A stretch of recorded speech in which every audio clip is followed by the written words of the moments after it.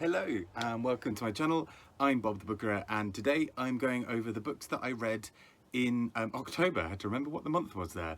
And it's been an interesting reading month for me. I think following the reading from September, which all seemed to be incredibly dark.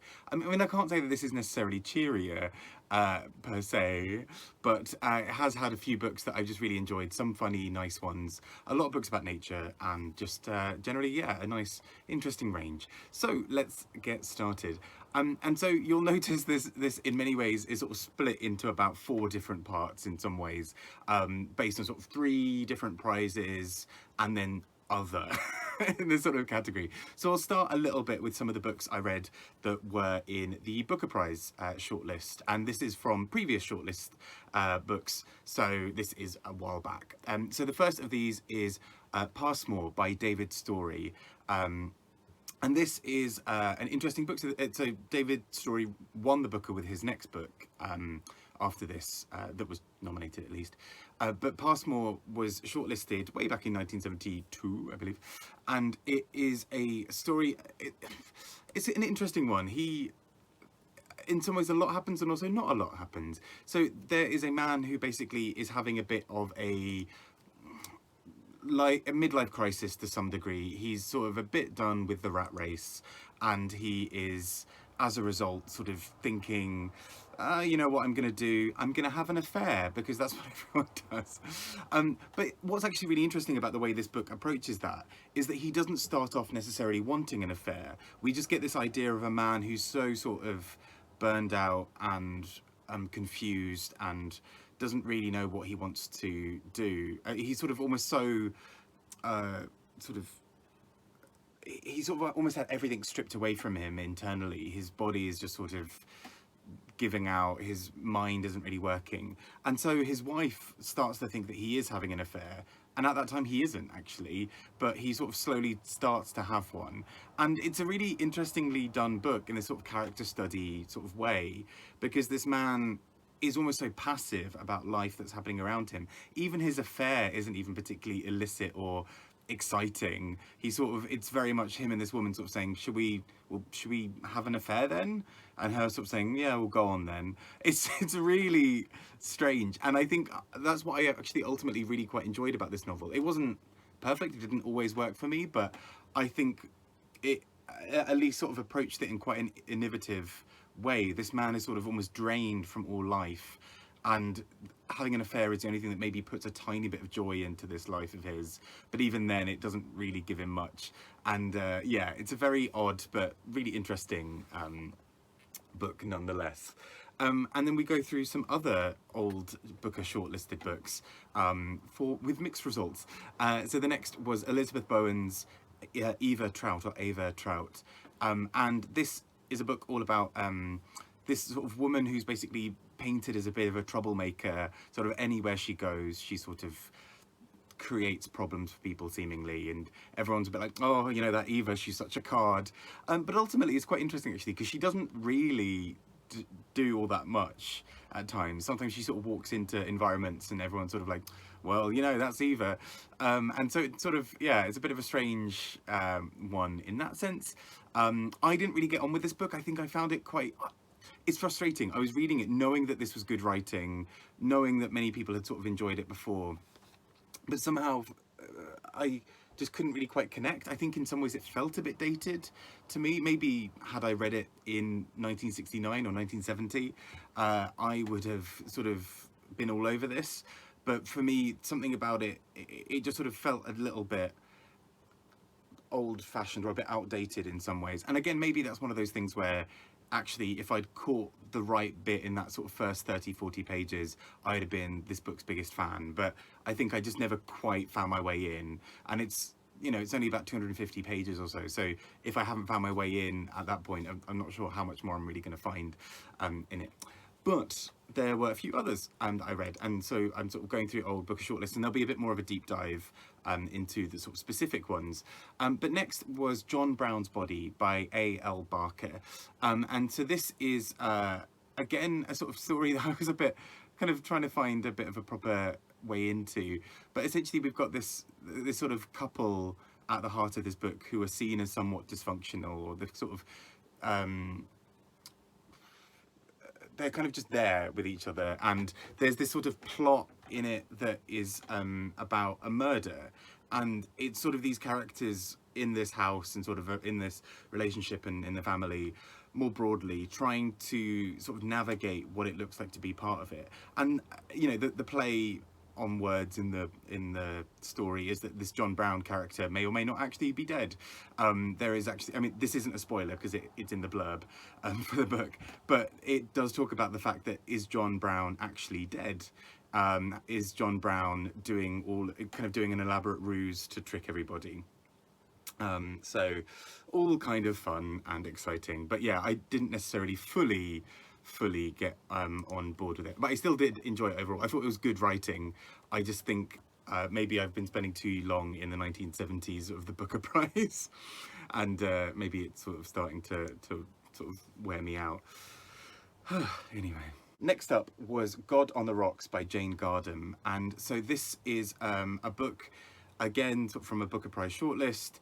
This is a book where there is sort of at the heart of it this young child, and I sometimes really don't get on with young children as narrators in books. It's a real knife edge thing for me. Sometimes it's brilliant, as in Room by Emma Donoghue, sometimes less so for me. I think this is like a decent one, actually. I think it works really quite nicely. There is this sort of young child at the heart of it who's really trying to navigate what it feels like to be that age, and you've got this kind of cast of characters, most of whom are awful in some way, all kind of trying to find a place, and this child is sort of there, kind of quite angry at most of the adults around them, or at least sort of quite critical of them, and kind of, it reminded me a little bit of The Children of Dinmouth by William Trevor, in the sense that you've got an outsider character who's younger, who kind of exposes the sort of inner lives of all of these adults, and particularly their sort of hypocrisies. You know, the sort of people talking about being sort of so righteous are actually the ones sort of making some of the most mistakes and being the most troublesome and problematic. So yeah, I thought it was really interestingly done, but again, it's sort of, yeah, it's interesting going over some of these old Booker ones, because you never quite know what you're going to find, and a book like this I was really quite excited by, actually, just because I thought it was something quite different, and a book that I'd absolutely never heard of at all. And that took me also on to reading 3 books by the wonderful Muriel Spark. So she has been shortlisted for the Booker 3 times. These were the 3 books. So I started off with The Public Image, which was published, which was shortlisted for the very first Booker Prize in 1969. And this is, I mean, like with all Muriel Spark books, is just a bit of a joy. It's so silly and funny. Her books tend to be very, very short. And this book, I think, is like 150 pages or something. The whole thing around The Public Image is just that there are characters who are obsessed with how they come across in public. And Muriel Spark, her whole, I mean, like, she's nicknamed Muriel Snark for a reason. Like, she builds up caricatures of characters just to tear them down. And the central woman in The Public Image is absolutely torn limb from limb by Muriel Spark. It's essentially this woman who is so obsessed with her public image, and the phrase "the public image" or "public image" is used so often in this book, so much so that it becomes this sort of ongoing joke. And that's something Muriel Spark does really nicely, I think, is she'll introduce a sort of funny theme or concept and then keep milking it throughout the book in a way that I always find really entertaining. And I'll talk about it for the other 2, but in Public Image, that is a big part that comes up in terms of introducing this character who is so obsessed with how she's seen, and with sort of everything, that when her husband dies and she sort of initially seems to be framed for his murder, she is trying to spin the whole thing. So she's sort of like, oh, okay, good, I can go for the tragic woman angle, you know, the sort of tragic jilted lover. I can sort of claim that all of this is, you know, going to really build me for my next acting role. You know, all of this kind of, these sort of machinations are going on. And as the book goes on, we sort of realise that there's a little bit more going on behind the surface in terms of her husband, the sort of the dead man, and it's really cleverly done. And like all good Muriel Spark novels. She kind of gets in, makes her sort of point, adds in a few jokes, and then gets out, and it's really quite entertaining. Next was Loitering with Intent, which I still enjoyed, maybe not as much as some of the others, but this is a lot about a woman sort of trying to break through in terms of her writing, and a lot of what she does is she basically starts writing these scenarios, but what seems to be happening behind the surface, or behind the scenes rather, is this sort of writing group or these other biography groups that she's been part of, the life starts to mirror art, but because the book sort of seemingly, or the manuscript for the book seems to be coming out after the fact, everyone thinks that she's copied all of the story from these people that she's met in real life, whereas actually it seems like they've, at least in her mind, have copied some of what was in her book and done that in real life. So it becomes this really interesting sort of meta thing of the author being convinced that she has been incredibly original and everyone's copying from her, other people thinking that they are incredibly original and that the writer has copied from her, which seems to make more sense logically for a lot of people outside, and then in the meantime she's sort of trapped within this whole thing. So yeah, really interesting book, and just again sort of trademark Muriel Spark, just really funny. And that takes me to the final one, which this was shortlisted for the 1970 Booker Prize, and this is The Driver's Seat, and I loved this.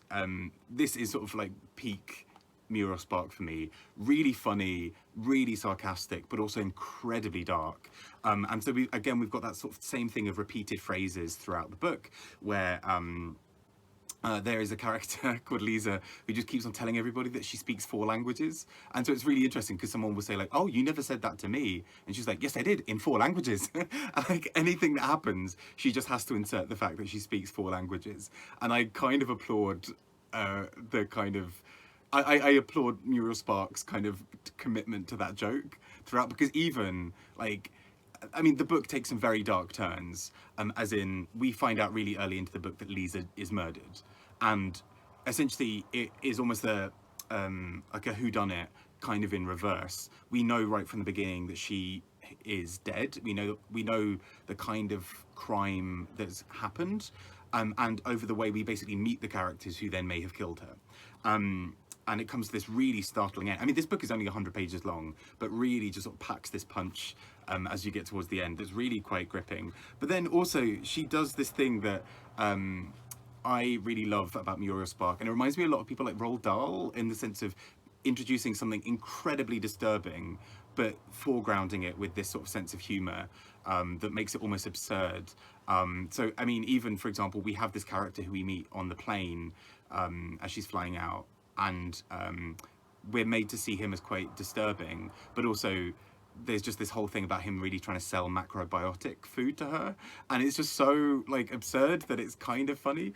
But I'll give you a little bit here that I think shows you the sort of the way that Muriel Spark is able to be really startling with her language in this. So this is the end of chapter 2, and then I'll do the beginning of chapter 3, because you'll see how quickly this tone can shift. A small crowd has gathered waiting for embarkation. More and more people straggle or palpitate according to temperament towards the group.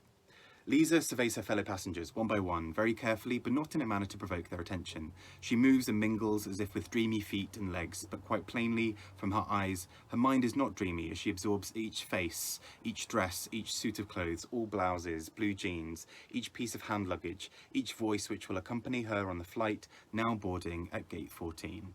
Okay, so we've got this nice sort of gentle sort of description at the end, and then, beginning of chapter 3. She'll be found tomorrow morning dead from multiple stab wounds, her wrists bound with a silk scarf and her ankles bound with a man's necktie, in the grounds of an empty villa in a park of the foreign city to which she is travelling on the flight, now boarding at gate 14. And just this tonal shift in this book is brilliant, because it's, I mean, again, 100 pages long. She does this quite often, where you'll be lulled into something being quite funny, and then something incredibly dark happens, or there'll be an incredibly dark moment, and then Lisa will talk about speaking 4 languages again, and all is not necessarily forgotten, but all is changed. And I love the way that she does this in this book, and I was so like blown away by how brilliant this was. This is like this reminds me like The Girls of Slender Means, which I think is probably one of my other favorites of Muriel Spark. I love it. It's great. It's so silly. You get the feeling that if you met Muriel Spark, you'd be terrified, because she'd probably judge you, and you'd feel like you'd probably turn into a character in a book. Kind of like if you were ever friends with Adele, or like if you ever dated Adele, and you're like, right, I'm never breaking up with you. Like, I feel like that is, don't go anywhere near Muriel Spark, because you'll end up as a character satirized to within an inch of your life. But still, I thought this was brilliant, and just so clever and so funny. So those were some of the Booker books that I read. And then next I read a few books that were for a nature prize. Lots of prizes going on here. So first of those was English Pastoral by James Rebanks, which won the Conservation Wainwright Prize.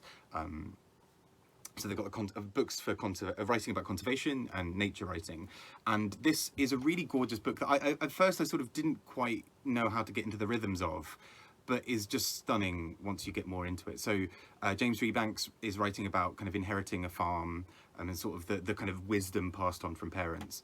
And it sort of starts in this kind of quite soft, interesting way. But the book progressively gets angrier as you realise that he's sort of adopting basically old farming techniques to preserve this farm. And he talks about how there's this real shift where at one point sort of the really heavy industrialization of farms meant that suddenly they were far more productive, but actually they were far narrower in their scope. So actually the biodiversity of the area was much weaker, the soil became progressively poorer. Sort of all farms sort of focused on almost one thing, like we grow just potatoes and we know how to do that, but actually at the detriment of everything else around the farm. And then how that's basically creating systems where in sort of 20 years time a farm's land is almost useless, and then it's dumped and left and moved on. And in doing so, this book is so clever, because it kind of combines this really interesting political thing with this really beautiful description of this sort of knowledge inherited from people before you, and how, you know, just because something's more modern doesn't mean it's necessarily better. And it's so well done, and you feel angry with him, you feel compassion with him.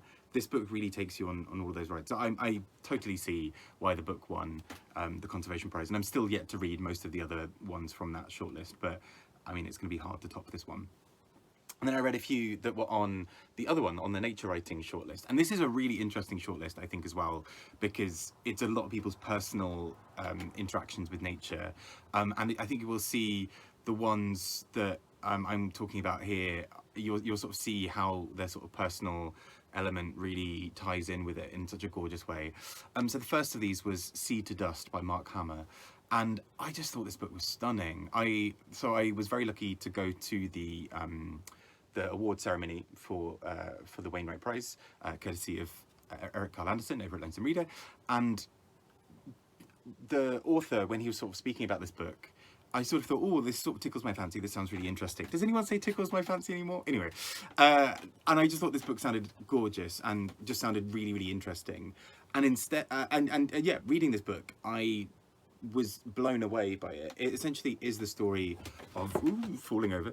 It is the story of this man who, of Marc Hammer, or Hammer, who is a gardener for this sort of somewhat wealthy woman who largely just leaves him to go and do his own thing. So he basically almost creates this garden and kind of has it almost as his own. And people do caution him against sort of getting too attached to this garden. But what's so special about it is we then get all of these meditations on life and on nature, and particularly his relationship to the world. So we learn a lot about him having been homeless, for example. We learn a lot about his relationships. And at times these chapters are almost so short because you almost get the sense that he doesn't want to use any words that are unnecessary. It's very spare in its writing. And I was so drawn into this. It's gorgeous. Not only his descriptions of nature, but his descriptions of being homeless for a while, or his descriptions of just sort of navigating various other parts of the world. It's beautiful. And the relationship between him and this woman at the heart of it, it's so special. It's so well handled. And this book does a lot more than I thought it might do from a distance. And I really heavily recommend checking this out. It's gorgeous. It's probably one of the most beautiful books I've read this year in terms of the language and the tone and just how it manages to get so much across in so few words. It's amazing. It really is. And it's also about 400 pages, so there's a lot. He gets across a lot in a very few words, but he does that multiple times. So yeah, it's a treat. It's a real treat of a book, and I adored it. I then followed it up with Thin Places by Kerri Dochartaigh, and this book sort of also does a kind of similar thing in terms of the connection of nature and your sort of personal life. And instead here, Kerri talks about the nature of the sort of thin places are these sort of spaces, sort of liminal spaces, I think, as she refers to them, sort of between what we can see and what we can't, between sort of trauma and healing, and between sort of magic in the real world, as it were. And that sounds a bit pretentious and a bit off, but it's handled really sensitively. It's really clever because she basically talks a lot about her own trauma. And I mean, it's a tough read at times. She delves into some really quite uncomfortable topics about her own trauma and about her life and things that have happened to her. But the writing in parts of this was so stunning. She, for example, connects the idea of these thin places with, for example, borders in Ireland, and how that thin place of, you know, a border that is technically invisible, right? Because sorry, that's a bit of my leg. The borders that are just so, that means nothing to the natural world, right? You've got, you know, an animal doesn't think like, oh, I'm crossing over into Northern Ireland now. An animal just does it. And, you know, who are we to kind of put these things on soil and say like, this part is in Northern Ireland, this part is not. And she explores that just so beautifully in this book, and it's an absolute treat again of a book. The Wainwright Prizes. This is my first year really reading them, although in the past I've read other books that have been on the shortlist, like Underland by Robert Macfarlane, which I adored. And this book is gorgeous. It's beautiful. I mean, I do think it sort of isn't always as consistent. I think there are some patches that are maybe not quite as strong, but I think when it's strong, this book is gorgeous. And then, yeah, finally from that shortlist as well, I also read Raina Wynn's The Wild Silence, and I mean, The Salt Path by her was one of my favourite books of the year that I read it in. I just thought it was one of the most gorgeous things I've ever read. And having her narrate it was especially powerful. I will say The Wild Silence, I did really enjoy it. It was a kind of 4 instead of a 5-star though. I think it was a tiny bit for me fragmented, but essentially it follows the sort of next steps after they return from the journey from the Salt Path. So Raina Wynn's husband Moth is still sort of recovering, but is sort of seemingly getting a bit worse, but he's doing his uni course and you know, sort of making progress there. We have her mother falling quite ill. We have Raina Wynn's writing career taking off with The Salt Path doing very well. And then sort of at the end of the book, we have her going on a trip to Iceland, as in the country, not the supermarket. That, I don't know. Unless, I mean, she could probably write that and make that entertaining because she is that good a writer. But I will just say, I think the kind of, maybe, I don't know, maybe my expectations were too high, or maybe my expectations were focused on the wrong thing following the Salt Path. But I think I wanted a little bit more of the adventure, whereas I think sometimes the sort of slightly fragmented nature of this made sense because her life was somewhat fragmented. But I almost wished in some ways that she'd maybe had another year before writing it, just to sort of recontextualize a lot of the things that had happened and put them into a new narrative, because I think it did feel a little bit like this thing happened and then this thing happened and then some other bits. But I will say that the scene where she writes about her mother's illness is gorgeous. It's so beautifully written. She has just an incredible way with words that is so clever and compassionate and warm. And she talks about her fear that, you know, watching her mother her mother's health fade, and her husband's health, it has been sort of on and off, and she doesn't want her husband to come and join her in the hospital room, because she thinks she almost wants to keep those two things separate. She sort of says multiple times to connect those two things in her head would be too much. She can't associate her husband with sort of his health failing without just wanting to give up on everything. So it's a really gorgeous book in many ways, and I really want to read more of what she might put out in future. Next were some books that I read to sort of read basically for the Booker B-Sides video that I put out recently. And so that was a video thinking about other books by shortlisted Booker authors from this year. And so the ones I read this month that I speak about in more detail in that video are The Overstory by Richard Powers, which is a story all about trees and humans' relationships to them, which I thought had so many stunning moments and was really interesting. It did take me a little bit of time to get into it fully. It sort of is a bit of a slow burner for me in some ways, but I thought a really interesting book nonetheless. Then I read Priestdaddy by Patricia Lockwood, which I thought was hilarious. It's her memoir talking all about her relationship with her father particularly, but her sort of family more generally, and her relationship with religion. And it's so sarcastic and absurd and silly and brilliant, and I loved this. I loved it so much.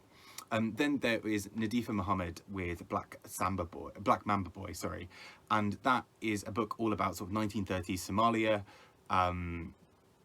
It sort of delves into a lot of sort of the history of Somalia, and particularly kind of empire and colonialism, but also largely charts the history of one man in particular who is her father, is Nadifa Muhammad's father in real life. And sort of just like with The Fortune Men, I love that she again has sort of managed to connect the sort of local sort of history in a way that gives a real voice and a real dignity to certain people, and in this case to the Somali community, who are so often left out of literature, and when they are, they're sort of often written about instead of sort of writing, having writing from them. So I think Nadifa Muhammad has done something really brilliant with this and with The Fortune Men to give a real voice there, and her writing in this is so interesting, like the descriptions of various parts of Somalia, and even just sort of ships and travel and everything else like that are so vivid and gorgeous. So I absolutely loved it. So some other books I read, and I'm going to try and sort of group some of these again because I realise I've been talking for a while. A few that I read for the Polari Prize, so the LGBT Writing Prize. I'm due to be, by the time this video's gone out, I think I will have gone to the awards ceremony, so we will have known who have won. I've still got a few more books to read from both shortlists before I get to that point to be able to kind of review them all, but it's coming. So the first were two poetry collections, What Girls Do in the Dark by Rosie Garland, and this sort of links together sort of queer longing and queer relationships, but also is just sort of quite a fun exploration of science and the stars and astronomy and all of these other various things. And she does some really quite clever things with some absolutely stunning, beautiful images. Again, not every poem here worked for me, but I did think there was a lot to praise here that was just really quite beautiful, and something that I absolutely wouldn't have naturally been drawn to had it not been for the prize, but I'm really glad now that I've read. Similarly, The Air Year by Caroline Bird, which is another collection of poetry and is sort of in many ways a bit of it feels like sort of an end of a relationship, or a kind of, it's at a very sort of specific point in a relationship, and it sounds like that could so easily become sort of self-indulgent. And I think actually this book manages to avoid it really beautifully. Some of the poems are just sort of heart-stoppingly beautiful and just really well done. I would really recommend either just reading it out loud. I think that's what I've been trying to do a bit more with poetry, and it's really worked for me when I have done it. So I was a big fan of this. I just thought it was really beautifully done, and I want to, this is sort of making me realise that I don't really read that much poetry, But yeah, so those were two from the Polari Prize. But another bit of poetry I read was They Call Me Guero by a name I have now forgotten. But this is a collection of poems about kind of US-Mexican sort of border crossings. And sorry, by David Bowles or Bowles. I didn't think these always necessarily worked. It's meant to be sort of a novel in verse. I also recognise that I'm not the target audience. I think I got this out from the library thinking like, yeah, this sounds really interesting and really great, and then realised this is kind of, I think, largely written for sort of young adults or kind of children. But essentially, yeah, it's a lot of sort of poems about him sort of not quite fitting in the school, and those sorts of things. So I think for a younger audience, probably great. I think for me, it's sort of, I have an issue where poems are then like, and now we have to rhyme, because like, that doesn't always work, and sometimes it feels forced. And I think it makes a lot of sense if you are a child, and that is sort of to kind of bring you in and make it a bit easier to sort of read out. But I think in terms of me reading it as a 30-year-old or 32-year-old was sort of maybe not the thing, but you know, was still really interesting, and it explores quite a lot around identity, belonging, and sort of individuality sort of within that. So I still thought it was really, really interesting. And then before I go to sort of the other wild cards, the ones that don't really fall under prizes, let's look at two more from a prize. And so those were from the Goldsmiths Prize, which I'm currently reading the shortlist of, just to sort of for the just before the shortlist, the winner is announced rather. Words, how do words work? And the first is Natasha Brown's Assembly, which I've been meaning to read for the longest time, and it's only about 100 pages long, and it's this gorgeous, really interesting story of a woman, of a black woman who is sort of entered into sort of the establishment, as it were, of like various industries, and particularly is kind of, she moves through the world in this kind of interestingly, like the language of it is almost so cold and withdrawn and distant, and I think that is a real strength of this book. But as we find, the coldness of that language is a really interesting part of this book, because she is so alienated from the world around her, from a world where people sort of make it very clear to her that they only see her as a diversity hire. You know, they think she's only there because she's black and a woman, which is incredibly unfair to her. We also see that other people, this is really brilliant description of this sort of man who she's dating, where she sort of talks about how he has this confidence as if he already runs the world, and basically and should be regardless, and she just sort of is there sort of saying, well, I don't think I could ever have this level of confidence in this. It's been made very clear to me throughout my life that I don't belong, and I'm not expected to run anything. And she does Natasha Brown does a really interesting job with this book of, and I see why this was shortlisted for the Goldsmiths Prize, because it is quite playful with its form. It will kind of, at one point, it has a side-by-side definition of black and white, and then it has examples of when we use black and white in sort of daily life, and the connotations of both of them. So it might talk about, for example, like a soul being white and pure, but a sort of a blackened soul being one of sort of disgust and sort of depravity and all these sorts of things. And it's a really interesting and quite jarring, like in a good way, a jarring thing to go alongside so many other bits of writing in the book, because we shift form, we shift from this sort of narrative to this dictionary definition, and then back to this narrative, and it's really well done. And the second one of them that I read this time as well was Sterling Carat Gold by Isabel Weidner, and they are just a really interesting author. In this book they bring together quite a bizarre story that seems to be sort of mostly taking place around Camden, of this sort of almost underworld of characters, of sort of, of sex workers, of people who identify certain ways, of kind of queer people more generally, and it brings them together in this way that is sort of interesting to kind of almost, the book almost feels at times like it's about to go into like a fairly standard narrative about almost this kind of courtroom police drama thing, but at the same time there's this sort of side plot about Justin Fashanu, who is sort of one of the first, I think, if not the first, openly gay football player in the UK. And he came out and was just attacked and attacked and attacked by the media. And this book sort of weaves in this other story about the narrator's father being Justin Fashanu's lover, and it's just this bizarre romp. And it's one of those things, I think I was sort of at times a bit like, I don't really know what's going on, but I kind of enjoy this. So I think this book is just, it does some really fun things. I think I do want to eventually reread it and see if I sort of take in anything new from a sort of second read. But I did really enjoy this experience of it, and it's just such a wild romp that I was like, I don't really know what's happening, but I'm excited to have something so different and innovative in my reading. And now finally a bit of a roundup of other books I read that are not kind of connected as much to the other books that I've just spoken about. So the first of these is They Came Like Swallows by William Maxwell, and this is a book about a plague, or about nice escapism going on here. So this is this sort of young boy, at the heart of it, Bunny, who is basically watching as his mother dies from the flu, from, I think it was, yeah, from the great, yeah, and this sort of suffocating atmosphere of everyone having to stay indoors and everyone having to sort of be a bit more mindful of like the people they're around and kind of understanding the history and tracing.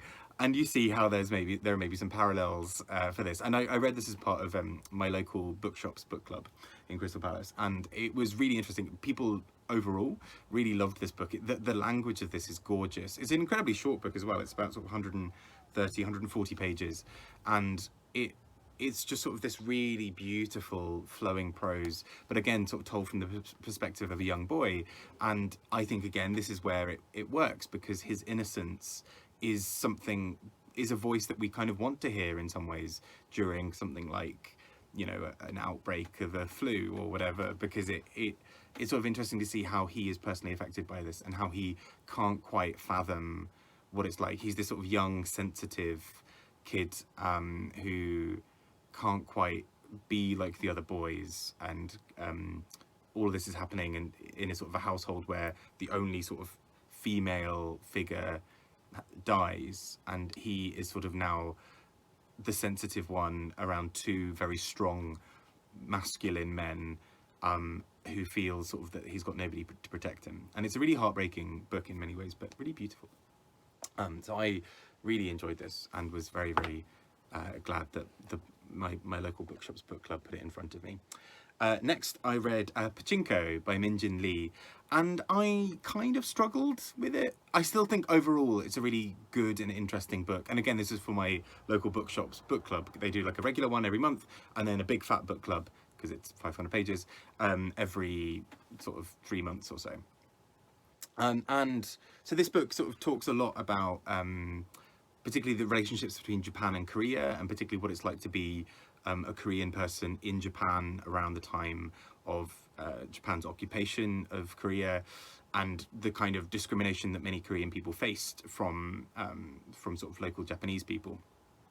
But what's really interesting, I think, in Pachinko is, you know, you've got this kind of, it covers such an expanse of history. And this is where I had some issues with the book, because I think the first part of the book, I loved the characters. I was really invested in where this story was going. A chapter would pass and maybe only a short amount of time had passed. And sort of, you know, the first 250, 300 pages is sort of in that. The final part of the book for me felt like it really started flicking through the pages of history very, very quickly, because you'll have a chapter, you'll read one chapter with an update on a character that's maybe 10 pages long, and then suddenly it's 7 years in the future. And it sort of starts getting to a point where characters started feeling like ciphers for political points instead of actual people. So for example, the first 250, 300 pages, these people felt very believable, even if they are, you know, serving some kind of purpose in the narrative. That's fine, that's what books do. But what annoyed me a little bit about the second half of the book was that it felt like everyone we were being introduced to, we were given this really quick rundown, and it felt very almost reductive to kind of be like, this is character A. They are an absolute reflection of the other character who you met earlier. Now, do you see these parallels? Parallels here. Ooh, parallels.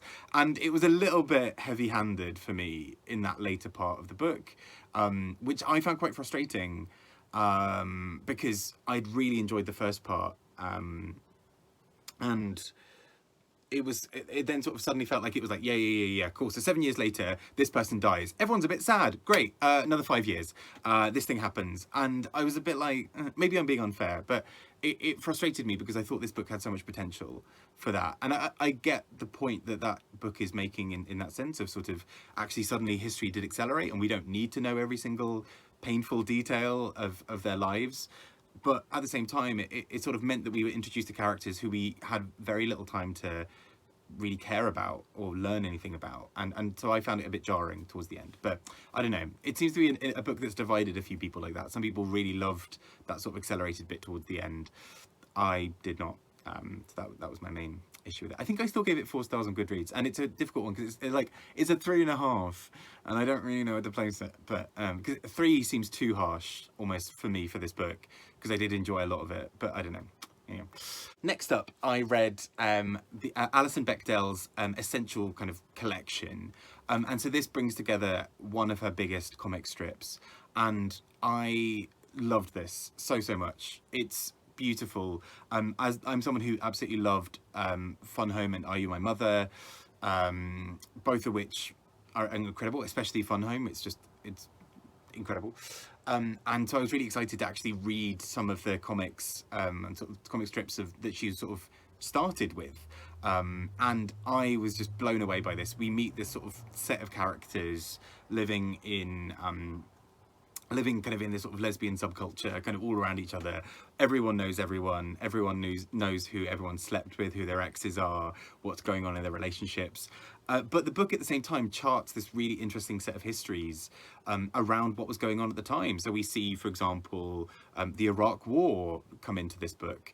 We see lots of politics of the 90s, like Bill Clinton. And we've got various characters who are involved in politics in various different ways. So many of them are marching for women's rights or for LGBTQ rights, and for sort of wider civil rights as well. But then also you kind of got that difficulty of some of these sort of activist characters. What happens when they then have children and they don't have time to go to all these marches, or what happens when they just want to enjoy life instead of having to constantly fight? It's so well drawn. It's so brilliant.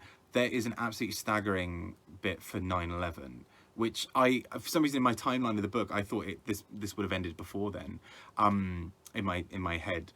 But you know, we've had all these sort of raucous kind of characters sort of debating things and discussing things all the way through this book, and then suddenly we get to 9/11, and the book does something that I thought was so clever, which is it strips out all of the language from the text. So it's just a comic strip with no words, and incredibly powerful for, you know, capturing the mood of the time when nobody really knew what to say.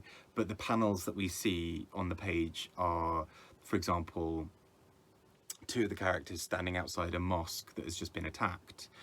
We see 2 characters standing looking at someone hanging an American flag in their shop window, because of the sort of rise of nationalism that sort of happened around that as well.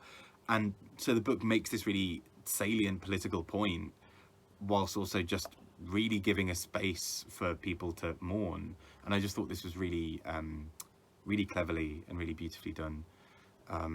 Yeah, I loved this. I thought the whole collection is just fantastic. And the next few books, the final ones, are books that I read partly through people's recommendations. And so one of them is The Invention of Morel by Adolfo Bioy Casares, whose name I have probably butchered. And this was recommended to me by the wonderful Fraser Simons over at Springboard Thought, and he absolutely loved this, and it sort of really sold it to me because he sort of commented on a video around the time that I was talking about Piranesi, just around sort of its win for the Women's Prize. And this book has some parallels, and so I totally see why this was. Essentially, it's set on an island. It is these kind of characters sort of walking around in this sort of very similar kind of Piranesi way of sort of recording things around them and trying to understand the world. But actually, secretly, really at the heart of it, we've got this one character who is really trying to convince himself that this woman loves him. And we would read his behaviour quite rightly as sort of very, I mean, borderline, if not actual stalking. And he is really quite intense. He clearly ignores a lot of signs or words from her that she's not interested. But he sort of is so wrapped up in this sort of fantastical, fantasized image that she loves him. And it's sort of quite tragic in some ways for that. But then you're like, actually, no, he's also a bit of a creep. And I thought this book was really clever and really fun. I mean, again, 100 pages long, very, very short book.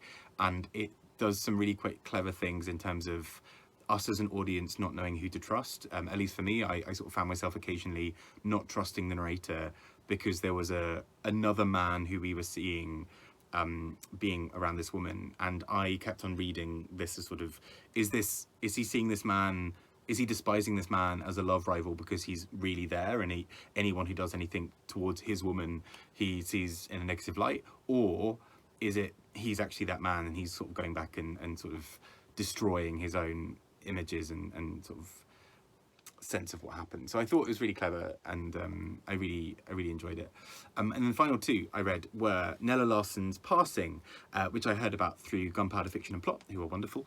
And this book, again, I think they sort of recommended it sort of in relation to books like The Vanishing Half by Britt Bennett, because it deals with that same sort of central idea of there are, again, two women who, one of whom passes as white, the other one does not, seemingly, and sort of continues to live her life as a black woman. And we see, I think what's really interesting at the heart of this book is there's this kind of very complicated relationship between these two women, to the extent that these two women almost at times are almost seemingly best friends and also fighting and haven't really spoken in years. And I think it handles it really well, and it all builds towards this really very tense ending that is really quite gripping, because these two women just are at complete loss for what to do next. In some ways they are sort of self-destructive, and it just sort of ends in this really brilliant, powerful way. And so I was really quite blown away by this book. I thought it did some really clever things. Again, very, very short. This was a month full of very short books because, quite frankly, I am tired and life is happening. So short books are good. And finally, the last book I read was Jeff Vandermeer's Annihilation. And it's interesting timing, because I saw this book on Libby, just sort of going, and I was like, let's listen to the audiobook of this, cool, whatever. Knew nothing about it, but thought it sounded interesting. Then later found out Larry Has Opinions loves it. Kieran of Rick KD Books has just released a video on it. Did not like it quite so much. And so I thought this was really interesting. I really enjoyed it. It looks a lot at basically environmental collapse and the sort of collapse of a society, and it does it through this sort of almost logbook kind of style thing of a woman reporting on how she found the whole experience of kind of going on this expedition and, you know, everything. And there are sort of fantastical elements, so for example a wall that seemingly talks and communicates to them, and the kind of these spores that kind of carry that. But then it really turns into this very sort of twisty, suspenseful story of sort of distrust and things seemingly going wrong left, right and centre, but the characters feeling almost completely trapped within it. So I found this really effective as a sort of thriller. I loved that it made an intelligent point beyond that, you know, there's nothing wrong with a book just being a thriller for thriller's sake. That's great. But I love it when books also just take that next step and sort of also make a political point. And I think this book does something really clever here in terms of environmental collapse, in terms of paranoia and kind of group dynamics, because characters start really strongly distrusting each other, and it creates an environment where nobody trusts anything, in a very sort of kind of, it's almost a bit like a sort of a Saw film, but better, like written a bit more intelligently, because the Saw films later were not as good. That's my hot take. There we go. You're welcome. But I thought this book does some really clever things, and I'm now gonna go and watch Larry's actual proper review on this now that I've read it. I think I must have listened to his review ages ago and sort of internalized it and just not realized that it was this book.